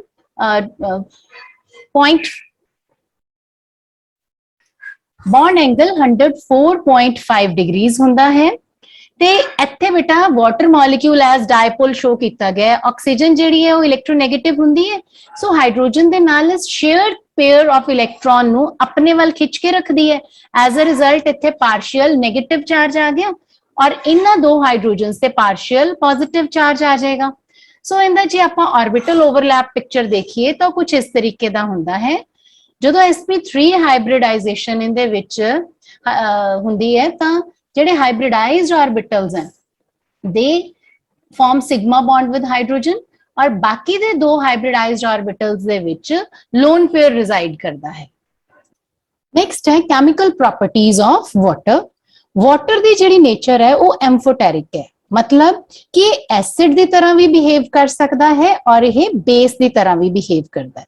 ਦੇਖੋ ਜਦੋਂ ਇਹ ਐਜ਼ ਅ ਬੇਸ ਬਿਹੇਵ ਕਰੇਗਾ ਤਾਂ ਇਹ ਲਿਬਰੇਟ ਕਰੇਗਾ OH ਨੈਗੇਟਿਵ ਔਰ ਜਦੋਂ ਇਹ ਐਜ਼ ਐਸਿਡ ਬਿਹੇਵ ਕਰੇਗਾ ਤਾਂ H3O positive hydronium ions are released. Water ਦਾ ਆਟੋਪ੍ਰੋਟੋਲਿਸਿਸ ਦਾ ਮਤਲਬ ਕੀ ਹੁੰਦਾ ਹੈ? ਆਟੋਪ੍ਰੋਟੋਲਿਸਿਸ ਦਾ ਮਤਲਬ ਹੈ ਕਿ ਵਾਟਰ ਦਾ ਮੋਲੀਕਿਊਲ ਵਾਟਰ ਦੇ ਨਾਲ ਹੀ ਕੰਬਾਈਨ ਕਰਕੇ, ਯਾਨੀ ਇੱਕ ਮੋਲੀਕਿਊਲ ਦੇ ਵਿੱਚੋਂ ਦੀ ਪ੍ਰੋਟੋਨ ਨਿਕਲੇਗਾ ਤੇ ਦੂਜਾ ਮੋਲੀਕਿਊਲ ਉਹਨੂੰ ਐਕਸੈਪਟ ਕਰ ਲੇਗਾ। So hydronium ion will be formed and OH negative hydroxyl ion will be formed. Water ਦਾ pH 7 ਹੁੰਦਾ ਹੈ, that means pH wise water ਆਪਾਂ ਨਿਊਟਰਲ ਕਹਿਣਾ। दूसरा है वाटर दी ऑक्सीडाइजिंग ते reducing nature. Water as oxidising agent भी काम कर सकता है और एज रिड्यूसिंग एजेंट भी काम कर सकता है। As you can see water as oxidising agent and water as reducing agent. Third ਜਿਹੜੀ ਸਭ ਤੋਂ ਇੰਪੋਰਟੈਂਟ ਰਿਐਕਸ਼ਨ ਹੈ ਉਹ ਹੈ ਹਾਈਡਰੋਲਿਸਿਸ ਰਿਐਕਸ਼ਨ। ਜਦੋਂ ਕਿਸੇ ਸਬਸਟੈਂਸ ਦੇ ਵਿੱਚ ਵਾਟਰ ਪਾਇਆ ਜਾਵੇ ਤੇ ਉਹ ਸਬਸਟੈਂਸ ਆਪਣੇ ਦੋ ਹਿੱਸਿਆਂ ਦੇ ਵਿੱਚ ਡਿਵਾਈਡ ਹੋ ਜਾਵੇ ਤਾਂ ਅਸੀਂ ਇਸ ਰਿਐਕਸ਼ਨ ਨੂੰ ਕਹਿੰਦੇ ਆ ਹਾਈਡਰੋਲਿਸਿਸ ਰਿਐਕਸ਼ਨ। ਸੋ ਵਾਟਰ ਦੀ ਸਟਰੋਂਗ ਹਾਈਡਰੇਟਿੰਗ ਟੈਂਡੈਂਸੀ ਹੁੰਦੀ ਹੈ। ਲਾਰਜ ਨੰਬਰ ਆਫ ਕੰਪਾਊਂਡਸ ਜਿਵੇਂ ਕਿ ਆਕਸਾਈਡਸ ਹੈ, ਸਲਫਾਈਡਸ ਹੈ, ਹੈਲਾਈਡਸ ਹੈ, ਇਹ ਉਹਨਾਂ ਨੂੰ ਹਾਈਡਰੋਲਾਈਜ਼ ਕਰ ਦਿੰਦਾ ਹੈ, ਮਤਲਬ ਉਹਨਾਂ ਦੇ ਕੰਪੋਨੈਂਟਸ ਜਿਹਨੂੰ ਤੋੜ ਦਿੰਦਾ ਹੈ। ਨੈਕਸਟ ਹੈ ਵਾਟਰ ਦੀ ਹਾਈਡਰੇਟ ਫਾਰਮਿੰਗ ਟੈਂਡੈਂਸੀ। ਕਿੰਨੇ ਹੀ ਸਾਲਟਸ ਹੈ ਜਿਹੜੇ ਜਦੋਂ ਕ੍ਰਿਸਟਲਾਈਜ਼ ਹੁੰਦੇ ਆ ਨਾ ਤਾਂ ਉਹ ਐਨਹਾਈਡਰਸ ਫਾਰਮ ਦੀ ਬਜਾਏ ਹਾਈਡਰੇਟਡ ਸਾਲਟ ਦੀ ਫਾਰਮ ਚ ਕ੍ਰਿਸਟਲਾਈਜ਼ ਹੁੰਦੇ ਆ। ਇਹਦੀਆਂ ਮੇਨਲੀ ਤਿੰਨ ਫਾਰਮਸ ਹੋ ਸਕਦੀਆਂ, ਜਾਂ ਤਾਂ ਵਾਟਰ ਆਫ ਕ੍ਰਿਸਟਲਾਈਜੇਸ਼ਨ ਜਿਹੜਾ ਹੈ ਉਹ ਹਾਈਡਰੇਟਡ ਕੋਆਰਡੀਨੇਟਡ ਵਾਟਰ ਦੀ ਸ਼ਕਲ ਚ ਹੋ, ਮਤਲਬ ਵਾਟਰ ਜਿਹੜਾ ਹੈ ਉਹ ਕੰਪਲੈਕਸ ਦੇ ਅੰਦਰ as a part of complex ਹੈ। दूसरा इंटरस्टिशियल वाटर और तीसरा है हाइड्रोजन बॉन्डेड वाटर। कई बार तुसी सुनिया होएगा कि वाटर ਨੂੰ हार्ड वाटर और सॉफ्ट वाटर ਕਿਹਾ ਜਾਂਦਾ ਹੈ। हार्ड वाटर और सॉफ्ट वाटर ਕੀ ਹੁੰਦੇ ਹੈ? ਜਿਹੜਾ ਪਾਣੀ ਸੋਪ ਦੇ ਨਾਲ ਲਾਦਰ ਪ੍ਰੋਡਿਊਸ ਕਰੇ, ਝੱਗ ਬਣਾਏ, ਉਹਨੂੰ ਆਪਾਂ ਕਹਿੰਦੇ ਆ ਸੌਫਟ, ਔਰ ਜਿਹੜਾ ਪਾਣੀ ਲਾਦਰ ਨਾ ਪ੍ਰੋਡਿਊਸ ਕਰੇ ਉਹਨੂੰ ਆਪਾਂ ਕਹਿੰਦੇ ਆ ਹਾਰਡ ਵਾਟਰ। ਹੁਣ ਕੋਈ ਪਾਣੀ ਜਿਹੜਾ ਹੈ ਉਹ ਝੱਗ ਕਿਉਂ ਨਹੀਂ ਬਣਾਏਗਾ? ਕਈ ਵਾਰੀ ਪਾਣੀ ਦੇ ਵਿੱਚ ਨਾ ਕੈਲਸ਼ੀਅਮ ਮੈਗਨੀਸ਼ੀਅਮ ਸਾਲਟਸ ਘੁਲੇ ਹੁੰਦੇ ਆ। ਕੈਲਸ਼ੀਅਮ ਮੈਗਨੀਸ਼ੀਅਮ ਦਾ ਹਾਈਡਰੋਜਨ ਕਾਰਬੋਨੇਟ, ਯਾਨੀ ਜਿਹਨੂੰ ਆਪਾਂ ਬਾਈਕਾਰਬੋਨੇਟ ਵੀ ਕਹਿ ਦਿੰਦੇ ਆ। ਸੋ ਬਾਈਕਾਰਬੋਨੇਟ ਘੁਲਿਆ ਹੋ ਸਕਦਾ ਹੈ, ਜਾਂ ਕਲੋਰਾਈਡ ਹੋ ਸਕਦਾ ਹੈ, ਜਾਂ ਸਲਫੇਟ ਹੋ ਸਕਦੇ ਹੈ। ਇਹਨਾਂ ਦੀ ਪ੍ਰੈਜ਼ੈਂਸ ਦੇ ਨਾਲ ਵਾਟਰ ਹਾਰਡ ਬਣ ਜਾਂਦਾ ਹੈ, ਮਤਲਬ ਉਹ ਸਾਬਣ ਦੇ ਨਾਲ ਝੱਗ ਨਹੀਂ ਬਣਾਏਗਾ। ਜਿਹੜੀ ਇਹ ਹਾਰਡਨੈਸ ਹੈ ਇਹ ਦੋ ਤਰ੍ਹਾਂ ਦੀ ਹੁੰਦੀ ਹੈ, ਟੈਂਪਰੇਰੀ ਹਾਰਡਨੈਸ ਤੇ ਪਰਮਾਨੈਂਟ ਹਾਰਡਨੈਸ। ਜਿਹੜੀ hardness bicarbonates of calcium and magnesium ਕਰਕੇ ਹੋਏਗੀ ਉਹਨੂੰ ਆਪਾਂ ਕਵਾਂਗੇ ਟੈਂਪਰੇਰੀ ਹਾਰਡਨੈਸ, ਔਰ ਇਹਨੂੰ ਰਿਮੂਵ ਕਰਨਾ ਕੰਪੈरेटिवली ਆਸਾਨ ਹੈ। ਕਈ ਵਾਰੀ ਤਾਂ ਸਿੰਪਲੀ ਬੋਇਲ ਕਰ ਦੋ ਨਾ ਹਾਰਡ ਵਾਟਰ ਨੂੰ ਤਾਂ ਉਹਦੀ ਹਾਰਡਨੈਸ ਜਿਹੜੀ ਹੈ ਰਿਮੂਵ ਹੋ ਜਾਂਦੀ ਹੈ। ਕੈਲਸ਼ੀਅਮ ਮੈਗਨੀਸ਼ੀਅਮ ਬਾਈਕਾਰਬੋਨੇਟਸ ਜਿਹੜੇ ਹੈ ਉਹ ਸੈਪਰੇਟ ਆਊਟ ਹੋ ਜਾਂਦੇ ਆ। ਪਰ ਜਦੋਂ ਕਿਤੇ ਕੈਲਸ਼ੀਅਮ ਮੈਗਨੀਸ਼ੀਅਮ ਦੇ ਕਲੋਰਾਈਡ ਤੇ ਸਲਫੇਟ ਪ੍ਰੈਜ਼ੈਂਟ ਹੋਣ ਤਾਂ ਉਸ ਹਾਰਡਨੈਸ ਨੂੰ ਆਪਾਂ ਪਰਮਾਨੈਂਟ ਹਾਰਡਨੈਸ ਕਹਿੰਦੇ ਆ। ਇਹਨੂੰ ਰਿਮੂਵ ਕਰਨਾ ਡਿਫਿਕਲਟ ਹੁੰਦਾ ਹੈ ਔਰ ਇਹਨੂੰ ਕੈਮੀਕਲ ਮੈਥਡਸ ਨਾਲ ਹੀ ਰਿਮੂਵ ਕੀਤਾ ਜਾਂਦਾ ਹੈ। ਸੌਫਟ ਵਾਟਰ ਦੀਆਂ ਮੇਨ ਫਾਰਮਸ ਕਿਹੜੀ ਹੈ? ਜਿਵੇਂ ਬਾਰਿਸ਼ ਦਾ ਪਾਣੀ ਹੋ ਗਿਆ ਜਾਂ ਡਿਸਟਿਲਡ ਵਾਟਰ, ਜਿਨ੍ਹਾਂ ਦੇ ਵਿੱਚ ਡਿਸੋਲਵਡ ਸਾਲਟਸ ਹੁੰਦੇ ਹੀ ਨਹੀਂ, ਉਹਨੂੰ ਆਪਾਂ ਕਹਿੰਦੇ ਆ soft water. So softening of hard water ਕਿਵੇਂ ਹੋਏਗੀ? ਜਦੋਂ ਆਪਾਂ ਕੈਲਸ਼ੀਅਮ ਮੈਗਨੀਸ਼ੀਅਮ ਮਤਲਬ ਮੈਟੈਲਿਕ ਆਇਨਸ ਨੂੰ ਤੇ ਅਨਾਇਨਸ ਨੂੰ ਪਾਣੀ ਦੇ ਵਿੱਚੋਂ ਦੀ ਰਿਮੂਵ ਕਰ ਦਿੰਦੇ ਆ ਤਾਂ ਉਸ ਪ੍ਰੋਸੈਸ ਨੂੰ ਕਿਹਾ ਜਾਂਦਾ ਹੈ softening of hard water. Temporary hardness ਦੇ ਰਿਮੂਵਲ ਬਾਰੇ ਜੇ ਆਪਾਂ ਸ਼ੁਰੂ ਕਰੀਏ ਪੜਨਾ ਤਾਂ ਸਭ ਤੋਂ ਪਹਿਲਾ ਪੁਆਇੰਟ ਆਂਦਾ ਹੈ ਕਿ ਅਸੀਂ ਬੋਇਲਿੰਗ ਮੈਥਡ ਦੇ ਨਾਲ ਪਾਣੀ ਦੀ ਟੈਂਪਰੇਰੀ ਹਾਰਡਨੈਸ ਨੂੰ ਰਿਮੂਵ ਕਰ ਸਕਦੇ ਹਾਂ। ਜੇ ਪਾਣੀ ਨੂੰ ਆਪਾਂ 15 ਮਿੰਟ ਲਗਾਤਾਰ ਬੜੇ ਬੋਇਲਰ 'ਚ ਬੋਇਲ ਕਰਦੇ ਹਾਂ, ਜਦੋਂ ਬੋਇਲ ਕਰਦੇ ਆ ਨਾ ਤਾਂ ਜਿਹੜੇ ਬਾਈਕਾਰਬੋਨੇਟਸ ਹੈ ਉਹ ਕਾਰਬੋਨੇਟਸ 'ਚ ਕਨਵਰਟ ਹੋ ਜਾਂਦੇ ਆ। ਬਾਈਕਾਰਬੋਨੇਟ ਤਾਂ ਪਾਣੀ 'ਚ ਘੁਲੇ ਹੋਏ ਸੀਗੇ, ਬਟ ਜਿਹੜੇ ਕਾਰਬੋਨੇਟਸ ਹੈ ਇਹ ਪਾਣੀ 'ਚ ਘੁਲਦੇ ਨਹੀਂ, ਇਨਸੋਲੂਬਲ ਹੁੰਦੇ ਆ। ਸੋ ਤੁਸੀਂ ਕਈ ਵਾਰੀ ਦੇਖਿਆ ਵੀ ਹੋਣਾ ਕਿ ਜਦੋਂ ਕਿਸੇ ਪਤੀਲੇ ਦੇ ਵਿੱਚ ਪਾਣੀ ਗਰਮ ਕਰਦੇ ਆ, ਪਾਣੀ ਆਪਾਂ ਬਾਹਰ ਕੱਢ ਲਿਆ ਤਾਂ ਪਤੀਲੇ ਦੇ ਅੰਦਰ ਇੱਕ ਵਾਈਟ ਕਲਰ ਦੀ ਪਰਤ ਜੰਮ ਜਾਂਦੀ ਹੈ। ਉਹ ਬੇਸਿਕਲੀ ਕਾਰਬੋਨੇਟਸ ਹੁੰਦੇ ਆ, ਉਹ ਪਾਣੀ ਦੇ ਵਿੱਚ ਘੁਲਦੇ ਨਹੀਂ।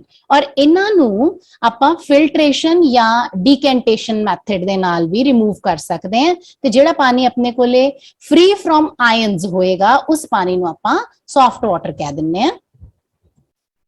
ਟੈਂਪਰੇਰੀ ਹਾਰਡਨੈਸ ਨੂੰ ਰਿਮੂਵ ਕਰਨ ਦੇ ਲਈ ਜਿਹੜਾ ਦੂਸਰਾ ਮੈਥਡ ਯੂਜ਼ ਕੀਤਾ ਜਾਂਦਾ ਹੈ ਉਹਨੂੰ ਆਪਾਂ ਕਹਿੰਦੇ ਆ ਕਲਾਰਕਸ ਮੈਥਡ।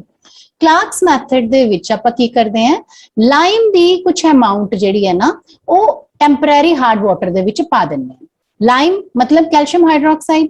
ਕੈਲਸ਼ੀਅਮ ਹਾਈਡਰੋਕਸਾਈਡ ਨੇ ਸੋਲੂਬਲ ਬਾਈਕਾਰਬੋਨੇਟਸ ਨੂੰ ਇਨਸੋਲੂਬਲ ਕਾਰਬੋਨੇਟਸ ਚ ਕਨਵਰਟ ਕਰ ਦੇਣਾ ਹੈ, ਜਿਹਨੂੰ ਆਪਾਂ ਬਾਅਦ ਚੋਂ ਫਿਲਟਰ ਕਰ ਸਕਦੇ ਹਾਂ ਤੇ ਜਿਹੜਾ ਪਾਣੀ ਹੋਏਗਾ that will be soft water now।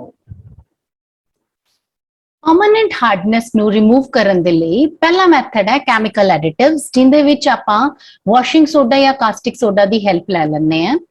Calcium sulphate ਜਾਂ ਮੈਗਨੀਸ਼ੀਅਮ ਕਲੋਰਾਈਡ, ਇਹਨਾਂ ਕਰਕੇ ਜਿੰਨਾ ਕਰਕੇ ਪਾਣੀ ਦੇ ਵਿੱਚ ਪਰਮਨੈਂਟ ਹਾਰਡਨੈਸ ਆਂਦੀ ਹੈ, ਜਦੋਂ Na2CO3 ਦੇ ਨਾਲ ਰਿਐਕਟ ਕਰਦੇ ਹੈ ਤਾਂ ਇਨਸੋਲੂਬਲ ਕਾਰਬੋਨੇਟਸ ਚ ਕਨਵਰਟ ਹੋ ਜਾਂਦੇ ਆ, ਜਿਹੜੇ ਕਿ ਵਾਟਰ ਦੇ ਵਿੱਚੋਂ ਦੀ ਫਿਲਟਰੇਸ਼ਨ ਮੈਥਡ ਦੇ ਨਾਲ ਸੈਪਰੇਟ ਆਊਟ ਕੀਤੇ ਜਾ ਸਕਦੇ ਆ ਤੇ ਪਾਣੀ ਜਿਹੜਾ ਹੈ ਸੌਫਟ ਹੋ ਜਾਂਦਾ ਹੈ। ਇਸ ਦੇ ਬਾਅਦ ਜੇ ਕਮਰਸ਼ੀਅਲੀ ਦੇਖਿਆ ਜਾਵੇ ਤਾਂ ਇੱਕ ਕੈਲਗਨ ਨਾਮ ਦਾ ਸਬਸਟੈਂਸ ਹੁੰਦਾ ਹੈ। ਕੈਲਗਨ ਮਤਲਬ ਕੈਲਸ਼ੀਅਮ ਗੌਨ। ਸੋ ਇਹਦਾ ਫਾਰਮੂਲਾ ਜਿਹੜਾ ਹੈ ਸੋਡੀਅਮ ਹੈਕਸਾ ਮੈਟਾਫਾਸਫੇਟ ਹੁੰਦਾ ਹੈ, ਤੇ ਇਸ ਦੇ ਵਿੱਚ ਜਦੋਂ ਧਿਆਨ ਨਾਲ ਦੇਖੋਗੇ ਤੁਸੀਂ ਕਿ ਸੋਡੀਅਮ ਹੈਕਸਾ ਮੈਟਾਫਾਸਫੇਟ ਦੇ ਵਿੱਚੋਂ ਆਇਨਾਈਜੇਸ਼ਨ ਕੁਝ ਇਸ ਤਰੀਕੇ ਨਾਲ ਹੁੰਦੀ ਹੈ ਕਿ 4 ਸੋਡੀਅਮ ਪੋਜ਼ਿਟਿਵ ਆਇਨਸ ਜਿਹੜੇ ਆ ਉਹ ਰਿਮੂਵ ਹੋ ਜਾਂਦੇ ਆ, ਤੇ ਇਹਨਾਂ ਦੀ ਥਾਂ ਤੇ ਜਿਹੜਾ ਆਪਣੇ ਕੋਲੇ ਡਾਈ ਪੋਜ਼ਿਟਿਵ ਕੈਲਸ਼ੀਅਮ ਜਾਂ ਮੈਗਨੀਸ਼ੀਅਮ ਕੋਈ ਵੀ ਆਇਨ ਹੈ, ਉਹ 4 ਸੋਡੀਅਮਸ ਦੀ ਥਾਂ ਤੇ ਇੱਥੇ 2 ਡਾਈ ਪੋਜ਼ਿਟਿਵ ਆਇਨ ਲੱਗ ਗਏ ਤੇ ਸੋਡੀਅਮ ਜਿਹੜੇ ਹੈ ਉਹ ਬਾਹਰ ਰਿਮੂਵ ਹੋ ਜਾਂਦੇ ਹੈ। ਸੋ ਇਸ ਟੈਕਨੀਕ ਦੇ ਨਾਲ ਵਾਟਰ ਜਿਹੜਾ ਹੈ ਉਹ ਸੌਫਟ ਕੀਤਾ ਜਾਂਦਾ ਹੈ। ਨੈਕਸਟ ਮੈਥਡ ਹੈ ion exchange method. Ion exchange method ਦੇ ਵਿੱਚ ਆਪਾਂ ਕੀ ਕਰਦੇ ਹਾਂ ਕਿ ਜਿਨ੍ਹਾਂ ਆਇਨਸ ਕਰਕੇ ਵਾਟਰ ਹਾਰਡ ਹੈ ਉਹਨੂੰ ਆਪਾਂ ਐਕਸਚੇਂਜ ਕਰ ਦਿੰਦੇ ਹਾਂ। ਠੀਕ ਹੈ, ਸੋ ਇਹਦੇ ਵਿੱਚ 2 ਟਾਈਪ ਦੇ ਆਇਨ ਐਕਸਚੇਂਜਰ ਮੈਥਡ ਇਸਤੇਮਾਲ ਕੀਤੇ ਜਾਂਦੇ ਹੈ। ਇੱਕ ਤਾਂ ਹੈ ਪਰਮਿਊਟੇਟ ਮੈਥਡ ਔਰ ਦੂਸਰਾ ਹੈ ਸਿੰਥੈਟਿਕ ਰੇਜ਼ਨ ਮੈਥਡ, ਜਿਹਨੂੰ ਆਪਾਂ ਆਰਗੈਨਿਕ ਆਇਨ ਐਕਸਚੇਂਜਰ ਵੀ ਕਹਿ ਦਿੰਦੇ ਹਾਂ। So first of all inorganic cation exchanger, ਜਿਹਨੂੰ ਪਰਮਿਊਟੇਟ ਮੈਥਡ ਵੀ ਆਪਾਂ ਕਹਿੰਦੇ ਹਾਂ। ਪਰਮਿਊਟੇਟ ਮੈਥਡ ਦੇ ਵਿੱਚ ਆਪਣੇ ਕੋਲੇ ਇਨਆਰਗੈਨਿਕ ਸਾਲਟ ਹੁੰਦੇ ਆ, ਜਿਵੇਂ ਕਿ hydrated sodium aluminosilicates, formula NaAlSiO4 3 water. ਇਹਨਾਂ ਨੂੰ ਆਪਾਂ ਆਰਟੀਫੀਸ਼ੀਅਲ ਜ਼ੀਓਲਾਈਟਸ ਵੀ ਕਹਿ ਦਿੰਦੇ ਆ ਜਾਂ ਪਰਮਿਊਟੇਟ ਵੀ ਕਹਿ ਦਿੰਦੇ ਆ। ਇਹਨਾਂ ਦੀ ਖਾਸ ਪ੍ਰੋਪਰਟੀ ਹੁੰਦੀ ਹੈ ਕਿ ਇਹ ਕਟਾਇਨ ਐਕਸਚੇਂਜ ਕਰ ਸਕਦੇ ਆ, ਮਤਲਬ ਪਰਮਿਊਟੇਟ ਦੇ ਵਿੱਚੋਂ ਦੀ ਕਟਾਇਨ ਬਾਹਰ ਨਿਕਲ ਜਾਏਗਾ ਤੇ ਬਾਹਰਲਾ ਕਟਾਇਨ ਪਰਮਿਊਟੇਟ ਦੇ ਵਿੱਚ ਜਗ੍ਹਾ ਲੈ ਲੇਗਾ। ਸੋ ਕੈਲਸ਼ੀਅਮ ਔਰ ਮੈਗਨੀਸ਼ੀਅਮ ਕਟਾਇਨ ਜਿਹੜੇ ਹੈ ਹਾਰਡ ਵਾਟਰ ਦੇ are replaced by sodium ion. Sodium ion ਕਿੱਥੋਂ ਆਣਗੇ? ਪਰਮਿਊਟੇਟ ਦੇ ਵਿੱਚੋਂ। ਓਕੇ, ਹੁਣ ਆ ਸੋ ਇਸ ਸੈਟਅਪ ਦੇ ਵਿੱਚ ਇੱਕ ਟੈਂਕ ਦੇ ਵਿੱਚ ਬਾਟਮ ਤੇ ਕੁਆਰਟਸ ਸੈਂਡ ਫਿਲ ਕਰਕੇ ਉੱਪਰ ਲੂਜ਼ਲੀ ਪੈਕਡ ਪਰਮਿਊਟੇਟ ਬਿਛਾ ਦਿੱਤਾ ਜਾਂਦਾ ਹੈ। ਹਾਰਡ ਵਾਟਰ ਪਾਣੀ ਦੇ ਟੈਂਕ ਦੇ ਟਾਪ ਤੋਂ ਬਾਟਮ ਤੱਕ ਲਿਜਾਇਆ ਜਾਂਦਾ ਹੈ ਪ੍ਰੈਸ਼ਰ ਦੇ ਨਾਲ, ਔਰ ਪ੍ਰੈਸ਼ਰ ਜਿਹੜਾ ਹੈ ਇੱਥੋਂ ਦੀ ਪਾਣੀ ਜਦੋਂ ਹਾਰਡ ਵਾਟਰ ਉੱਪਰ ਨੂੰ ਜਾਂਦਾ ਹੈ ਤਾਂ ਪਰਮਿਊਟੇਟ ਦੇ ਥਰੂ ਪਾਸ ਕਰਦਾ ਹੈ, ਤੇ ਜਦੋਂ ਇਹਨੇ ਪਰਮਿਊਟੇਟ ਦੇ ਵਿੱਚੋਂ ਦੀ ਲੰਘਣਾ ਹੈ, ਪਰਮਿਊਟੇਟ ਦੇ ਸੋਡੀਅਮ ਆਇਨ ਪਾਣੀ 'ਚ ਚਲੇ ਜਾਣਗੇ ਔਰ ਪਾਣੀ ਦੇ ਕੈਲਸ਼ੀਅਮ ਔਰ ਮੈਗਨੀਸ਼ੀਅਮ ਆਇਨ ਪਰਮਿਊਟੇਟ ਦੇ ਵਿੱਚ ਚਲੇ ਜਾਣਗੇ, ਤੇ ਜਿਹੜਾ ਪਾਣੀ ਹੈ ਉਹ ਸੌਫਟ ਬਣ ਜਾਏਗਾ, ਜਿਹਨੂੰ ਆਪਾਂ ਟੈਂਕ ਦੇ ਉੱਪਰਲੇ ਹਿੱਸੇ ਚੋਂ ਰਿਮੂਵ ਕਰ ਲੈਂਦੇ ਹਾਂ। ਜਦੋਂ ਜ਼ੀਓਲਾਈਟ ਹਾਰਡ ਵਾਟਰ 'ਚ ਆਪਾਂ ਪਾਉਂਦੇ ਆ, ਫਾਰਮੂਲਾ ਸ਼ਾਰਟ ਫਾਰਮ ਦੇ ਵਿੱਚ ਆਪਾਂ NaZ ਕਰਕੇ ਯਾਦ ਕਰ ਲੈਂਦੇ ਆ। ਮੈਗਨੀਸ਼ੀਅਮ ਆਇਨ ਜਿਹੜਾ ਉਹ Z ਦੇ ਨਾਲ ਅਟੈਚ ਹੋ ਜਾਏਗਾ ਔਰ ਸੋਡੀਅਮ ਆਇਨ ਜਿਹੜੇ ਆ ਉਹ ਫ੍ਰੀ ਹੋ ਜਾਣਗੇ। ਸੋ ਇਹ reaction is quite easy to be learned.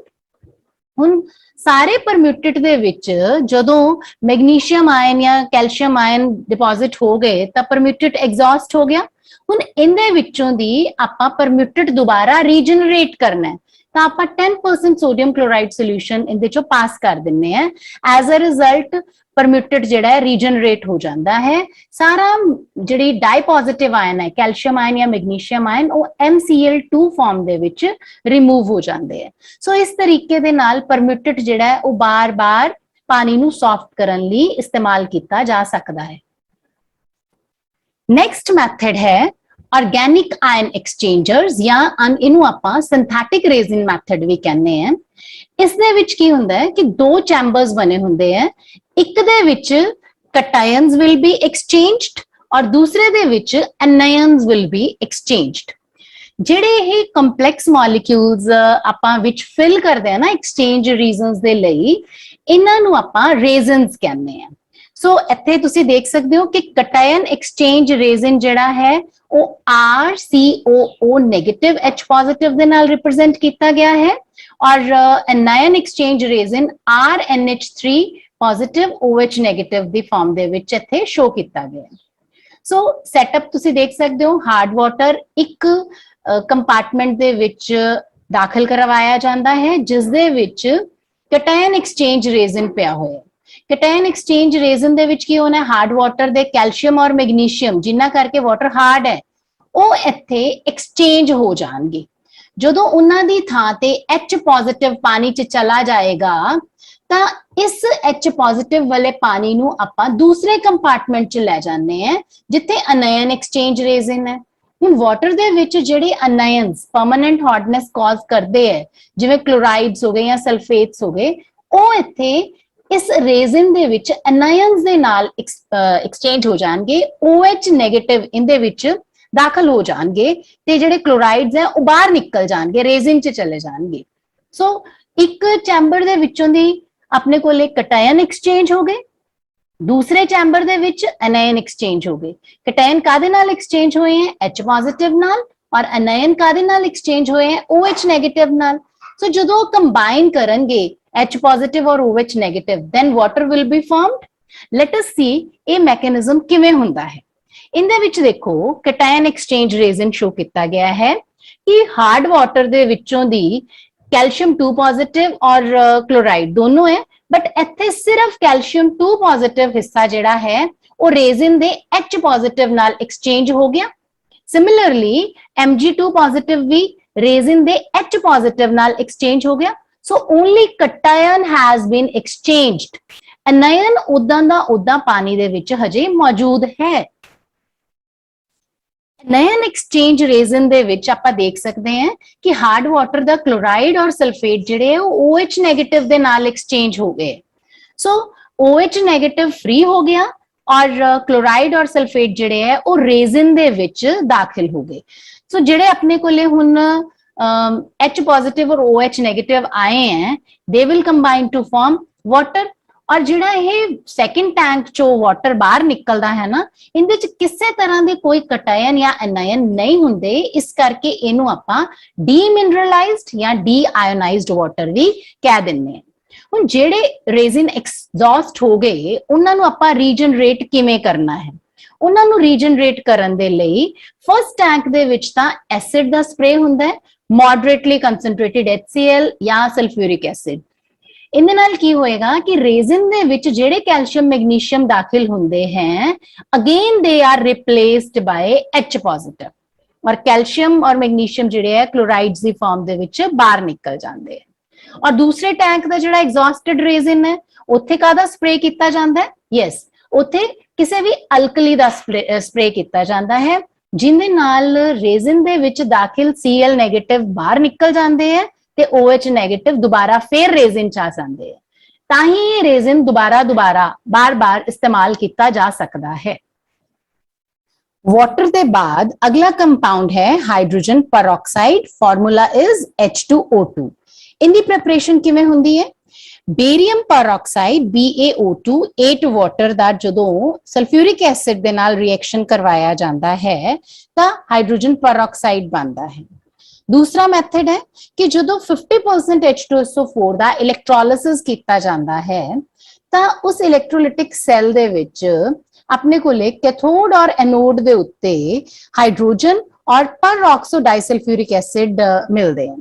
ਜਿਹੜਾ ਪਰਆਕਸੋ ਡਾਈਸਲਫਿਊਰਿਕ ਐਸਿਡ ਐਨੋਡ ਤੇ ਮਿਲਿਆ ਹੈ ਉਹਨੂੰ ਕੱਢ ਕੇ ਉਹਨੂੰ ਪਾਣੀ ਦੇ ਨਾਲ ਡਿਸਟਿਲ ਕੀਤਾ ਜਾਂਦਾ ਹੈ ਐਟ ਰਿਡਿਊਸਡ ਪ੍ਰੈਸ਼ਰ, ਤਾਂ ਆਪਣੇ ਕੋਲੇ ਪਰਆਕਸੋ ਮੋਨੋਡਾਈਸਲਫਿਊਰਿਕ ਐਸਿਡ ਬਣਦਾ ਹੈ ਔਰ ਇਨਦੀ ਵਾਟਰ ਦੇ ਨਾਲ ਰਿਐਕਸ਼ਨ ਹੁੰਦੀ ਹੈ ਨਾ ਜਦੋਂ, ਤਾਂ ਆਪਣੇ ਕੋਲੇ H2O2 ਬਣਦਾ ਹੈ। H2O2 ਨੂੰ ਜਦੋਂ ਆਪਾਂ ਸਟੋਰ ਕਰਦੇ ਹਾਂ ਤਾਂ ਧਿਆਨ ਰੱਖਣਾ ਚਾਹੀਦਾ ਹੈ ਕਿ ਜਾਂ ਤਾਂ ਬੋਟਲ ਦੇ ਅੰਦਰ ਵੈਕਸ ਦੀ ਇੱਕ ਲਾਈਨਿੰਗ ਲੱਗੀ ਹੋਵੇ ਜਾਂ ਪਲਾਸਟਿਕ ਵੈਸਲਸ ਦੇ ਵਿੱਚ ਇਹਨੂੰ ਸਟੋਰ ਕੀਤਾ ਜਾਂਦਾ ਹੈ, ਜਿਹੜੀਆਂ ਡਾਰਕ ਰੰਗ ਦੇ ਵਿੱਚ ਜਾਂ ਤਾਂ ਬੋਟਲਸ ਹੋਵੇ ਨਹੀਂ ਤਾਂ ਇਹਨੂੰ ਡਾਰਕ ਪਲੇਸ ਤੇ ਰੱਖਿਆ ਜਾਂਦਾ ਹੈ। ਕਿਉਂ? ਇਹਦਾ ਰੀਜ਼ਨ ਕੀ ਹੈ? ਇਹਦਾ ਰੀਜ਼ਨ ਹੈ ਕਿ ਜਦੋਂ H2O2 ਦਾ ਲਾਈਟ ਨਾਲ ਐਕਸਪੋਜ਼ਰ ਹੋਏਗਾ ਤਾਂ H2O2 ਨੇ ਸਿੰਪਲ ਡੀਕੰਪੋਜ਼ ਹੋ ਜਾਣਾ ਹੈ into water and oxygen release ਹੋ ਜਾਏਗੀ। ਸੋ ਕਈ ਵਾਰੀ ਤੁਸੀਂ ਸੁਣਿਆ ਹੋਣਾ ਹੈ ਕਿ ਘਰ ਦੇ ਵਿੱਚ ਆਪਾਂ H2O2 ਵੇਰੀਅਸ ਰੀਜ਼ਨਸ ਲਈ ਇਸਤੇਮਾਲ ਕਰਦੇ ਹਾਂ, ਵੀ ਜੇ ਇੱਕ ਵਾਰੀ ਬੋਟਲ ਖੋਲੀ ਹੈ ਤਾਂ ਉਹਨੂੰ ਡਾਰਕ ਪਲੇਸ ਤੇ ਰੱਖੋ, ਟਾਈਟਲੀ ਬੰਦ ਕਰਕੇ ਰੱਖੋ। ਕਿਉਂ? ਜੇ ਸਾਰਾ ਦਾ ਸਾਰਾ ਲਾਈਟ ਨੂੰ ਐਕਸਪੋਜ਼ ਹੋ ਗਿਆ ਤਾਂ ਆਕਸੀਜਨ ਗੈਸ ਤਾਂ ਵਿੱਚੋਂ ਦੀ ਨਿਕਲ ਜਾਏਗੀ ਤਾਂ ਪਿੱਛੇ ਪਾਣੀ ਹੀ ਬਚ ਜਾਏਗਾ। ਸੋ ਇਹਦੀ ਸਟੋਰੇਜ ਬਹੁਤ ਕੇਅਰਫੁਲੀ ਕਰੀਦੀ ਹੈ, ਡਾਰਕ ਬੋਟਲਸ ਦੇ ਵਿੱਚ ਰੱਖੀਦਾ ਇਹਨਾਂ ਨੂੰ। ਵਾਟਰ ਔਰ H2O2 ਦੇ ਸਟਰਕਚਰ ਦਾ ਕੰਪੈਰੀਜ਼ਨ ਬਹੁਤ ਹੀ ਇੰਪੋਰਟੈਂਟ ਕੁਐਸਚਨ ਹੈ। ਸੋ ਵਾਟਰ ਦਾ ਸਟਰਕਚਰ ਤਾਂ ਆਪਾਂ ਨੂੰ ਕਲੀਅਰ ਹੈ। H2O2 ਜਿਹੜਾ ਹੈ ਇੱਕ ਨਾਨ ਪੋਲਰ ਮੋਲੀਕਿਊਲ ਹੁੰਦਾ ਹੈ ਔਰ ਇਹਦੇ ਵਿੱਚ ਦੋ ਪਲੇਨਸ ਹੁੰਦੇ ਹੈ ਜਿਨ੍ਹਾਂ ਦੇ ਵਿਚਕਾਰ ਦਾ ਐਂਗਲ 111.5 ਡਿਗਰੀ ਹੁੰਦਾ ਹੈ। ਇਹਨੂੰ ਆਪਾਂ ਡਾਇਹੈਡਰਲ ਐਂਗਲ ਕਹਿੰਦੇ ਹਾਂ। ਸਟਰਕਚਰ ਜਿਹੜਾ ਨਾ ਕੁਝ ਇਸ ਤਰੀਕੇ ਦਾ ਹੋਏਗਾ, ਜਿਵੇਂ ਆਪਾਂ ਪੇਜ ਕਾਪੀ ਜਾਂ ਕੋਈ ਵੀ ਚੀਜ਼ ਏਦਾਂ ਫੋਲਡ ਕਰ ਲੈਂਦੇ ਹਾਂ ਨਾ, ਸੋ ਇਸ ਪੁਆਇੰਟ ਤੇ ਦੋ ਆਕਸੀਜਨ ਐਟਮਸ ਪ੍ਰੈਜ਼ੈਂਟ ਹੈ ਜਿਹੜੇ ਪਰਆਕਸਾਈਡ ਲਿੰਕੇਜ ਜਿਹਨੂੰ ਆਪਾਂ ਕਹਿੰਦੇ ਹਾਂ, ਤੇ ਇਸ ਤਰੀਕੇ ਦੇ ਨਾਲ ਇੱਕ ਹਾਈਡਰੋਜਨ ਔਰ ਇਸ ਤਰੀਕੇ ਦੇ ਨਾਲ ਦੂਸਰਾ ਹਾਈਡਰੋਜਨ ਹੋਏਗਾ ਔਰ ਜਿਹੜਾ ਐਂਗਲ ਹੈ ਬਿਟਵੀਨ ਦ ਟੂ ਪਲੇਨਸ, ਇਹ ਵਾਲਾ ਐਂਗਲ ਜਿਹੜਾ ਹੈ ਇਹਨੂੰ ਆਪਾਂ 111.5 ਗੈਸ ਫੇਜ਼ ਦੇ ਵਿੱਚ ਅਬਜ਼ਰਵ ਕਰਦੇ ਹਾਂ। ਸੋਲਿਡ ਫੇਜ਼ ਦੇ ਵਿੱਚ ਜਿਹੜਾ ਇਹ ਬੌਂਡ ਐਂਗਲ ਹੈ ਹੋਰ ਘਟ ਜਾਂਦਾ ਹੈ, ਲਾਈਕ ਦਿਸ ਹੋ ਜਾਏਗਾ। ਸੋ ਇੱਥੇ ਬੌਂਡ ਐਂਗਲ ਜਿਹੜਾ ਹੈ ਉਹ ਘਟ ਰਿਹਾ ਹੈ। ਹਾਈਡਰੋਜਨ ਪਰਆਕਸਾਈਡ ਆਕਸੀਡਾਈਜ਼ਿੰਗ ਰੀਏਜੈਂਟ ਦੀ ਤਰ੍ਹਾਂ ਵੀ ਕੰਮ ਕਰਦਾ ਹੈ ਤੇ ਰਿਡਿਊਸਿੰਗ ਏਜੰਟ ਦੀ ਤਰ੍ਹਾਂ ਵੀ ਕੰਮ ਕਰਦਾ ਹੈ। ਆਕਸੀਡਾਈਜ਼ਿੰਗ ਏਜੰਟ ਦੀ ਤਰ੍ਹਾਂ ਕਿਵੇਂ ਕੰਮ ਕਰੇਗਾ? ਜਦੋਂ ਇਹ ਇਲੈਕਟ੍ਰੋਨ ਐਕਸੈਪਟ ਕਰ ਲੇਗਾ ਤਾਂ ਇਹ ਇੱਕ ਆਕਸੀਡਾਈਜ਼ਿੰਗ ਏਜੰਟ ਦੀ ਤਰ੍ਹਾਂ ਬਿਹੇਵ ਕਰ ਰਿਹਾ ਹੈ, ਚਾਹੇ ਮੀਡੀਅਮ ਐਸਿਡਿਕ ਹੈ ਚਾਹੇ ਮੀਡੀਅਮ ਅਲਕਲਾਈਨ ਹੈ। ਔਰ ਜਦੋਂ ਇਹ ਆਪਣੇ ਇਲੈਕਟ੍ਰॉन्स ਡੋਨੇਟ ਕਰੇਗਾ ਤਾਂ ਇਹ ਐਜ਼ ਰਿਡਿਊਸਿੰਗ ਏਜੰਟ ਬਿਹੇਵ ਕਰ ਰਿਹਾ ਹੋਏਗਾ। So it can act as both. Last important thing is uses of hydrogen peroxide. Hydrogen peroxide ਇੱਕ ਮਾਈਲਡ ਡਿਸਇਨਫੈਕਟੈਂਟ ਦੇ ਤੌਰ ਤੇ ਜਾਂ ਆਪਾਂ ਕਹਿ ਸਕਦੇ ਹਾਂ ਕਿ ਹਲਕਾ ਫੁਲਕਾ ਜਾਂ ਐਂਟੀਸੈਪਟਿਕ ਦੇ ਤੌਰ ਤੇ ਇਸਤੇਮਾਲ ਕੀਤਾ ਜਾਂਦਾ ਹੈ ਤੇ ਮਾਰਕੀਟ ਦੇ ਵਿੱਚ ਇਹਦਾ ਕਮਰਸ਼ੀਅਲ ਨੇਮ ਪਰਹਾਈਡਰੋਲ ਹੁੰਦਾ ਹੈ। ਦੂਸਰਾ ਇਹਦਾ ਯੂਜ਼ ਹੈ ਕਿ ਬਹੁਤ ਹੀ ਹਾਈ ਕੁਆਲਿਟੀ ਦੇ ਡਿਟਰਜੈਂਟਸ ਦੇ ਵਿੱਚ ਇਹਦਾ ਇਸਤੇਮਾਲ ਕੀਤਾ ਜਾਂਦਾ ਹੈ। ਤੀਸਰਾ ਕੁਝ ਫੂਡ ਪ੍ਰੋਡਕਟਸ ਔਰ ਫਾਰਮਾਸਿਊਟੀਕਲਸ ਦੇ ਵਿੱਚ ਇਹਦੇ ਸਿੰਥੇਸਿਸ ਦੇ ਲਈ ਹਾਈਡਰੋਜਨ ਪਰਆਕਸਾਈਡ ਦੀ ਵਰਤੋਂ ਕੀਤੀ ਜਾਂਦੀ ਹੈ। Then as a bleaching agent ਇਹ ਟੈਕਸਟਾਈਲ ਔਰ ਪੇਪਰ ਇੰਡਸਟਰੀ ਦੇ ਵਿੱਚ ਇਸਤੇਮਾਲ ਕੀਤਾ ਜਾਂਦਾ ਹੈ। ਲਾਸਟ ਹੈ ਕਿ ਪੋਲਿਊਸ਼ਨ ਕੰਟਰੋਲ ਟ੍ਰੀਟਮੈਂਟ ਉਹਦੇ ਲਈ ਵੀ H2O2 ਦਾ ਇਸਤੇਮਾਲ ਕੀਤਾ ਜਾਂਦਾ ਹੈ। ਚੈਪਟਰ ਹਾਈਡਰੋਜਨ ਦਾ ਇੱਕ ਫਾਰਮ ਆਫ ਵਾਟਰ ਆਪਣੇ ਇੱਥੇ ਰਿਮੇਨਿੰਗ ਹੈ, that is heavy water। Heavy water ਦਾ ਮਤਲਬ ਇਹ ਨਹੀਂ ਹੈ ਕਿ ਪਾਣੀ 'ਚ ਕੁਝ ਭਾਰਾ ਪਾਇਆ ਹੋਇਆ, ਬਲਕਿ ਪਾਣੀ ਦੇ ਵਿੱਚ ਜਿਹੜੀ ਹਾਈਡਰੋਜਨ ਹੈ ਉਹਦਾ ਹੈਵੀਅਰ ਆਈਸੋਟੋਪ ਡਿਊਟੀਰੀਅਮ ਦਾ ਇਸਤੇਮਾਲ ਜਦੋਂ ਕੀਤਾ ਜਾਂਦਾ ਹੈ ਤਾਂ ਉਸ ਪਾਣੀ ਨੂੰ ਆਪਾਂ ਹੈਵੀ ਵਾਟਰ ਕਹਿੰਦੇ ਹਾਂ। ਤਾਂ ਇਸ ਹੈਵੀ ਵਾਟਰ ਦਾ ਜਿਹੜਾ ਇਸਤੇਮਾਲ ਹੈ ਇਹ ਦੂਸਰੇ ਡਿਊਟੀਰੀਅਮ ਕੰਪਾਊਂਡਸ ਨੂੰ ਬਣਾਉਣ ਦੇ ਵਿੱਚ ਕੀਤਾ ਜਾਂਦਾ ਹੈ। ਨਿਊਕਲੀਅਰ ਰਿਐਕਟਰ ਦੇ ਵਿੱਚ ਇਹ ਐਜ਼ ਮੋਡਰੇਟਰ, ਯਾਨੀ ਨਿਊਕਲੀਅਰ ਰਿਐਕਟਰ 'ਚ ਜਿਹੜੇ ਨਿਊਟਰॉन्स ਐਮਿਟ ਹੋ ਰਹੇ ਹੈ ਉਹਨਾਂ ਦੀ ਸਪੀਡ ਨੂੰ ਹੌਲੀ ਕਰਨ ਦੇ ਲਈ D2O ਵਰਤਿਆ ਜਾਂਦਾ ਹੈ। ਇਸ ਤੋਂ ਇਲਾਵਾ ਜਦੋਂ ਰਿਐਕਸ਼ਨ ਮੈਕੈਨਿਜ਼ਮ ਸਟੱਡੀ ਕਰਨਾ ਨਾ ਆਪਾਂ, ਤਾਂ ਪਾਣੀ ਦਾ ਕੀ ਰੋਲ ਹੈ ਉਹਦੇ ਵਿੱਚ ਆਪਾਂ ਪਾਣੀ ਦੀ ਥਾਂ ਤੇ H2O ਦੀ ਥਾਂ ਤੇ H ਦੇ ਪ੍ਰੋਟੀਅਮ ਦੀ ਥਾਂ ਤੇ ਡਿਊਟੀਰੀਅਮ ਇਸਤੇਮਾਲ ਕਰ ਲੈਂਦੇ ਆ, D2O ਦੀ ਵਰਤੋਂ ਸਟੱਡੀ ਕਰਨ ਦੇ ਵਿੱਚ ਕੀਤੀ ਜਾਂਦੀ ਹੈ ਰਿਐਕਸ਼ਨ ਮੈਕੈਨਿਜ਼ਮ ਨੂੰ। ਜਦੋਂ ਬੇਟੇ ਆਪਾਂ ਹਾਈਡਰੋਜਨ ਦੇ ਕੰਪਾਊਂਡਸ ਮਤਲਬ ਵਾਟਰ ਬਾਰੇ H2O2 ਬਾਰੇ ਹੈਵੀ ਵਾਟਰ ਬਾਰੇ ਪੜਿਆ ਹੈ ਤਾਂ ਇੱਕ ਛੋਟਾ ਜਿਹਾ ਫਿਨੋਮੇਨਨ ਹੈ ਜਿਹੜਾ ਮੈਨੂੰ ਬਹੁਤ ਹੀ ਇੰਟਰਸਟਿੰਗ ਲੱਗਦਾ ਹੈ, ਉਹਦੇ ਨਾਲ ਮੈਂ ਇਹ ਲੈਕਚਰ ਵਾਈਂਡ ਅਪ ਕਰੂੰਗੀ। ਕੁਐਸਚਨ ਹੈ ਕਿ ਲੇਕਸ ਜਿਹੜੀਆਂ ਫਰੀਜ਼ ਹੁੰਦੀਆਂ ਫਰਮ ਟੌਪ ਟੂ ਬਾਟਮ, ਕਿਉਂ? ਦੇਖੋ ਸਰਦੀਆਂ ਦੇ ਵਿੱਚ ਜਦੋਂ ਟੈਂਪਰੇਚਰ ਬਹੁਤ ਜ਼ਿਆਦਾ ਫਾਲ ਕਰ ਜਾਂਦਾ ਹੈ, ਠੰਡ ਵੱਧ ਜਾਂਦੀ ਹੈ, ਤਾਂ ਜਿਹੜਾ ਲੇਕਸ ਦਾ ਜਾਂ ਸਮੁੰਦਰਾਂ ਦਾ ਪਾਣੀ ਆ ਉਹ ਬਹੁਤ ਠੰਡਾ ਹੋ ਜਾਂਦਾ ਹੈ।